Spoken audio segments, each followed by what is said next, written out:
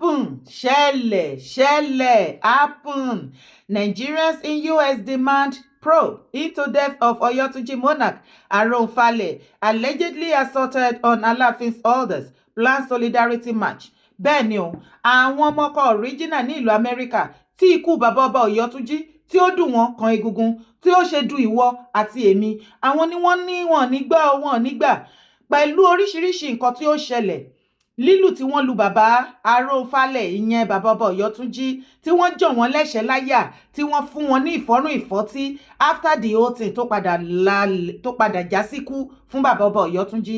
Àwọn ọmọkọ original ní ìlú Amẹ́ríkà tán jọ jẹ́ ẹbí ará ọ̀rẹ́ ojúlùmọ̀ wọn láwọn ò ní fọwọ́ yẹpẹrẹ mú o. Àwọn ni wọ́n ti ń béèrè fún justice fún ikú bàbá ọba Ọ̀yọ́túnjí. A fẹ́ mọ irú ikú tí ó pa bàbá ọba Ọ̀yọ́túnjí tí wọ́n sì ń plan fún ìwọ́de pẹ̀lú ẹ̀. Ọ̀rọ̀ tó wà nílẹ̀ kò ń ṣe wípé ó rújú rárá, kò rújú. Ní ọ̀dọ̀ ti tèmi dára, èmi ò ja ìjà supremacy battle. Aláàfin ju Ọọ̀ni lọ àbí Ọọ̀ni rìṣà ó ju Aláàfin lọ, ìyẹn èmi ò gbé yẹn dání ní ọ̀dọ̀ ti tèmi. Justice yẹn fún bàbá ọba Ọ̀yọ́túnjí òun lèmi wà after. Ọlọ́run má jẹ́ kí nǹkan burúkú ṣẹlẹ̀ sí wa. Ó lè ṣẹlẹ̀ sí any other person lọ́la. My dear, tí o bá wà lára àwọn tí ìwà àtèmi tá a jọ ń pè fún àwọn àgbààgbà àbí lọ́balọ́ba ní àná àbí ní àtẹnitàn tó bá wùwà tí ò dáa, tá a béèrè fún justice, tá a demand tán sì fún wa ní justice ká tó sinmi. Tí o bá wà lára àwọn tó ń sọ wípé kí wọ́n má sọ̀rọ̀ nípa Aláàfin Ọ̀wọ́adé lórí ọ̀rọ̀ ikú bàbá ọba Ọ̀yọ́túnjí tí Aláàfin ò sì gbé ìgbésẹ̀ fún ìgbésí ayé àlàáfíà àti pé kí ọ̀rọ̀ yẹn kó die down, a jẹ́ wípé ó wà lára àwọn tó ń kógun ja ilẹ̀ Yorùbá o. Mo sì fẹ́ kó mọ̀ wípé màkànmákàn ni irú ẹ̀yin bẹ́ẹ̀ á padà kàn yín. Tó bá ti wá kàn yín, tẹ́ bá ní kán bá yín pariwo síta táwọn èèyàn bá wá dá yín lóhùn, kó máa mọ̀ wípé èrè iṣẹ́ ọwọ́ ẹ̀ òun ló ń jẹ. Ṣé mo wípé mo ti sọ fún yín wípé kó tó di pé bàbá yẹn jáde láyé ká má sọ̀rọ̀ mọ́, ṣùgbọ́n ní ìgbà tá a sọ̀rọ̀ àsìkò tá a sọ̀rọ̀ yẹn ọ̀rọ̀ pọ̀. Mo dẹ̀ sọ wípé èmi nìkan kọ́ ni mo á pọ̀. Mo sọ fún yín pé yínyín jẹ ni màá máa mú jáde yínyín ni yínyín. Mo wá fẹ́ kó farabalẹ̀ kó bá mi ṣe kí ni kí o wá bá mi gbọ́ àwọn ohun wọ̀nyí lọ́lọ́kan òjọ̀kan. Ẹ kí ń lù yàn. Láti ẹ̀ wá sọ wípé ó ní òun kọ́ lòun wá lù. Àrí traces lílù pẹ̀lú gbogbo àràpá tó wà lára bàbá yẹn. Àgbà bẹ́ẹ̀, mo wá pe ọlọ́pàá. Sọ́lọ́pàá ò ti jẹ́ ká mọ̀ pé tòótọ́ ta ló mú wá police station. Ó pe police ọlọ́pàá tó wá mú. Tó bá ń lọ fún àwọn lójú bẹ̀ sí àgùn nígbàgbọ́ wípé òótọ́ lọ́ fọ́ lójú. Nítorí wípé kò jẹ́ ọba, kò gba fóònù, kò láṣẹ. Ó gba gbogbo nǹkan ló gba sùúrù. Ọ̀yọ́túnjí tó fẹ́ fẹjú mọ̀ yìí, ìṣòro ló wà ń bẹ, wàhálà ló wà lọ́yọ̀túnjí. Ìyá mi sọ fún wàhálà owó la ń ná síbẹ̀. Àná ìyá mi owó la ń ná sọ̀rọ̀ tó jẹ́ ìṣẹ́rí àwọn ẹni tó lọ ń balẹ̀ ni. Àwọn iná ọ̀nà tó lọ ń dọ̀bálẹ̀ wájú Ọọ̀ni tó bá dọ̀lá tó máa padà kúrò lọ́dọ̀ ẹ̀ lọ tó dọ̀bálẹ̀ wájú Ọọ̀ni. Ṣé àwọn táwa jẹ́ Yorùbá wa wọ́n ní làákàyè lórí nǹkan tí ò ní lárí. Àwa lọ bí wípé abara wa jẹ́. Whereas o ò tí ì dá Láàfin tán. Torí wípé ẹbọ ò tí ì pé. Ìjọba pé ìbàjẹ́ ló tó dá Láàfin. Ará ẹ̀fẹ̀ ò tí ì lè pé láláàfin. Ọ̀ tí ì ṣe dé.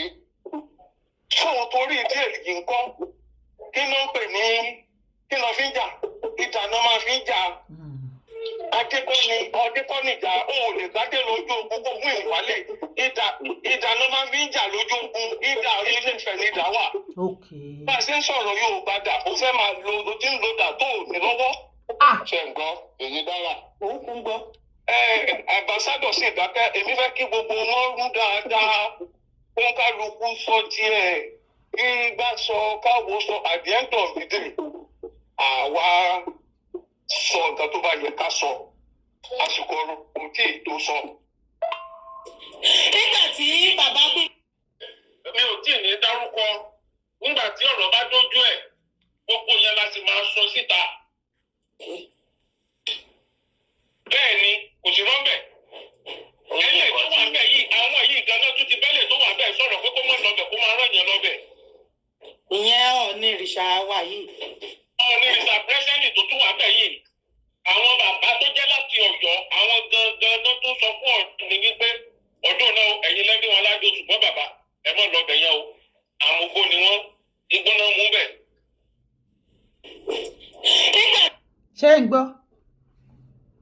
ń gbọ́ àwọn ọ̀rọ̀ lọ́lọ́kan òjọ̀kan lórí ọ̀rọ̀ nǹkan tó ṣẹlẹ̀ nípa ọ̀rọ̀ bàbá ọba Ọ̀yọ́túnjí. So lórí nǹkan tí mò ń kà lọ fún yín ẹ jẹ́ ká sáré débẹ̀ pàápàá. There are also plans on the way to hold a solidarity march in honor of the late monarch who until his death on Saturday, April 26, 2025, served as the Baba Oba royal father of Oloyotunji in the Oyotunji African Village, South Carolina. Some Nigerians residing in the United States have called for an independent high-level investigation into the death of Chief Lukman Ojora Aronfale, a Nigerian American and traditional leader based in South Carolina. There are also plans on the way to hold solidarity march in honor of the late monarch, who until his death on Saturday, April 26, 2025, served as the Baba Oba, royal father of Oloyotunji in the Oyotunji African Village. Ẹ rí pé mo repeat ẹ̀ dáadáa. Kò jù bẹ́ẹ̀ lọ. Ṣé ń gbọ́ àwọn ohùn? Ṣé ń gbọ́? So, mo fẹ́ kí mo yínyín ni o, ó pọ̀ o, ó pọ̀, sọ pé ó pọ̀, sọ pé pọ̀, sọ pé pọ̀, ó pọ̀ ló ń jẹ́ bẹ́ẹ̀. Okay. ẹ máa gbọ́ mà. Yes, sir. tó bá kílèmù wípé òun ò ná bàbá ọba òun ná ọlọ́pàá tó kàn déédéé ọlọ́pàá pé kọ́lọ́pàá wá mú ni. kí náà ṣe tó ọlọ́pàá kó wa mú wọn kí náà ṣe sọ́dànù ni wọ́n mú. ó dáhùn pé torí wọn ọ̀pọ̀lọpàá gbogbo ara ẹ̀ dẹ̀ gbogbo ara wọn náà máa ṣẹ̀bẹ̀ sí. ẹ̀jẹ̀ kò tí ì parí nǹkan tó yẹ kó ṣe kò tí ì parí orò. àwa ò lè. professional ni mí publisher ni mí publisher consultant ni mí. ó ti tán. Bàbá ọba ló sọ̀rọ̀ Ọ̀yọ́túnjí. ó ti dọ́kọ̀dé lè dání mọ́ báyìí. Bàbá ọba lẹ̀ ń gbóhùn wọn. èyí tí Aláàfin Ọ̀wádé fi ṣẹwọ́ yìí ò dáa o. kò sẹ́ni tí ò sọ. ká lọ́mọ ni wọn ò ní já lọ. ọba jọ mọ̀ pé publisher ni pé pressman ni mí kò ní tọ́ síbẹ̀ pàtó. kò ní tọ́ síbẹ̀. You see? Ẹ jẹ́ ká ṣe jẹ́jẹ́. Ilẹ̀ ń yọ̀. Kò sí orí àpèrè tó ga jù láyé tó ga tọ́lọ́run. Mo fẹ́ kó mọ̀ wípé gbogbo tí oníkálùkù wa bá gbélé ayé ṣe òun la ó ròyìn ní ìgbà tá bá sí mọ́. Mi ò ro kúrò yẹn ní bá ro kúrò mi kó nìṣó. Ẹni ta ní kó ṣe tó lóun ò lè ṣe tó. Ṣé bàbá Aláàfin Ọ̀wádé gbogbo nǹkan tí ó ṣẹlẹ̀ yìí ẹ fọwọ́ yẹpẹrẹ mú? Àwọn wo gan ló ń tì yín lẹ́yìn tán kì yín láyà pé kẹ́ má bọ́dà? Ó dẹ̀ pé ẹ understand ilẹ̀ Yorùbá. Ọ̀pọ̀lọpọ̀ ọkọ tí ẹ máa fẹ́ kọ́yé àwọn ọ̀pọ̀lọpọ̀ èèyàn mọ̀ àwa kan mọ̀ ó mọ̀ wọ́n lẹ̀ ó pọ̀ bí ìyẹ̀pẹ̀. Ṣùgbọ́n kí ni mo fẹ́ fi ìbàjẹ́ anybody ṣe àbí ìbàjẹ́ ilẹ̀ Yorùbá? Kò dẹ̀ ń ṣe ìbàjẹ́. Ẹ̀yin lẹ ń fi àyè sílẹ̀ fún wa láti lè máa ṣe láti lè tú àwọn ọ̀rọ̀ yìí jáde.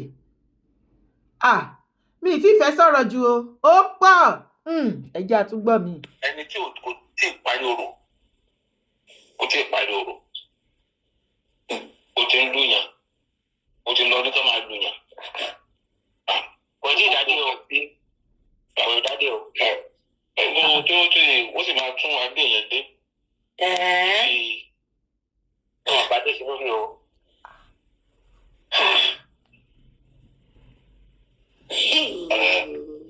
Òní o fẹ́ fìyàn jẹ ní Ọ̀yọ́túnjí. Ṣé wọ́n mọ nǹkan tán ó mọ ètùtù tán ṣe ni? ìjọ wo ló tiẹ̀ tí ìjọba gan tó ti fẹ́ máa fìyàn jẹ ṣé ìjọ wo sọ́jọ́ wo. ó ń béèrè lọ́wọ́ mi ìdẹ̀mọ̀ pé intelligent person. ìjọ wo lẹ́dí tó jẹ́ pé ọ̀rọ̀ àfinijọba ló kàn níkù ẹ̀yin gan. ẹni tí ò. kábíyèsí ọ̀wádé ìgbà wo òun là ń gbọ́ gbogbo èyí sí pé gbogbo nǹkan tí ètò tó yẹ kó tó fún yín gan tá a fi máa sọ wípé kábíyèsí aláàfin o ètò tí ìtòdé ààfù tó jẹ́ sí wípé Ọ̀yọ́ nìkan náà lọ́ sì lè pè yín ní kábíyèsí aláàfin many ilẹ̀ Yorùbá tó kù ni wọ́n tí lè ṣe kábíyèsí fún yín. Èmi ò fẹ́ sọ̀rọ̀ púpọ̀ jù ẹ kàn máa fetí gbọ́ àwọn ọ̀rọ̀ yẹn.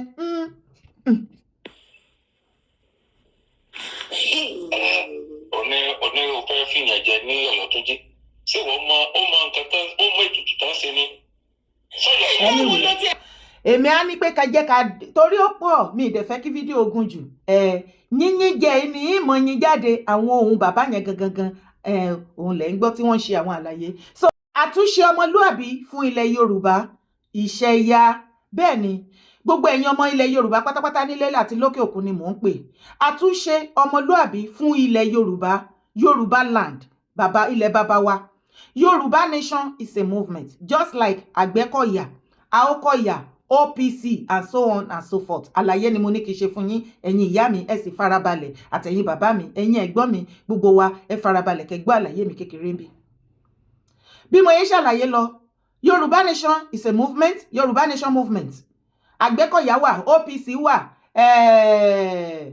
Afẹ́nifẹ́re gbogbo ẹ̀ ló wà. Èmi Dárakọ̀wé àti ọmọlúàbí family group àwa la kóra wa jọ wípé okay for some years àti ń rojọ́ àti sọ̀rọ̀ àti pariwo àti ṣoríṣiríṣi kò sí many things tá lè fi bí action tá lè fi kún. Nísìn obìnrin ni mí majority àwa tá dẹ̀ wà ń bẹ̀ gbogbo wa tá tẹ̀ wà ń bẹ̀ àmọ́ kankan nípa tàtàtà àwa jókòó pẹ̀lú àlàyé títà ọ̀rẹ́ ìṣe fún development pé kí Africa ká develop Africa ká build òun làwa náà wá tají wípé okay nígbà tá a lè ṣe tàtàtà ẹ jẹ́ ká ṣe nǹkan míì kò sí nǹkan tó bá dínú ìyẹn òun ni Yèyé Dárakọ̀wé èmi àti ọmọlúàbí group tí a ṣe gbé kinní yẹn dìde kò ń ṣe pé fún Yorùbá nation fún Yorùbá land Yorùbá nation is a movement bí group Afẹ́nifẹ́re bí Àgbẹ̀kọ̀yà bí OPC so eléyìí individual ni kò sí ní abẹ́ adáwà ni kò sí ní abẹ́ Yorùbá nation kì í ṣe wípé àtakò Yorùbá nation Yorùbá nation is a movement gbogbo ẹ̀yin tẹ́ wà ń bẹ̀ stay Yorùbá land tó bá wá mọ̀ wípé yes nǹkan tá à ń sọ yìí ìwọ náà gẹ́gẹ́ bí ọmọkọ ilẹ̀ Yorùbá fọwọ́kù fún wa darapọ̀ mọ́ wa gbogbo nǹkan tí o bá ní láti fi fọwọ́kù fún wa torí pé ọ̀rọ̀ eléyìí iṣẹ́ àgbẹ̀ ni òun la ṣe dìmáàdì fún ilẹ̀ ẹ̀yin tẹ́ bá ní ilẹ̀ bẹ́ẹ̀ wà lókè òkun anywhere ibi tẹ́ bá wà iye acres tẹ́ bá lè fún wa across ilẹ̀ Yorùbá a kò fẹ́ kó jẹ́ state kan a fẹ́ kó jẹ́ gbogbo ilẹ̀ Yorùbá